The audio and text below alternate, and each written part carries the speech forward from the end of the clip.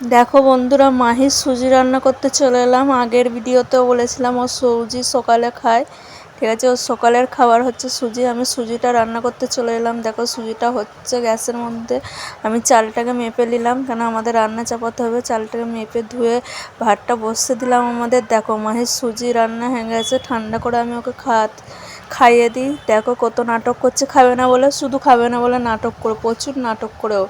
দেখো ওর সাথে ও মানে খাওয়াতে গেলে কমসে কম 2 ঘন্টা বসে থাকতে হবে ওর পাশে, তো ও খাবে, ঠিক আছে। না না করেই যাচ্ছে, ঠিক আছে, খাচ্ছে না, তবু যাই হোক করে খাইয়েছি অল্প স্বল্প করে। দেখো মাহির এবারে দুপুরের খাবার রেডি করতে চলে এলাম আমি। কাঁচকলা, গাজর, কুমড়ো, কদু, বিট, মটরশুঁটি সব সব দিয়ে মাহির একটা খাবার তৈরি হবে দুপুরের খিচুড়ি, ঠিক আছে। খিচুড়িটা আমি চাপিয়ে দেবো এই দিকের গ্যাসে, আর ওই দিকের গ্যাসে ভাত হচ্ছে। দেখো ভাত আমাদের হয়ে গেছে, মাহির তরকারিটা ফুটছে।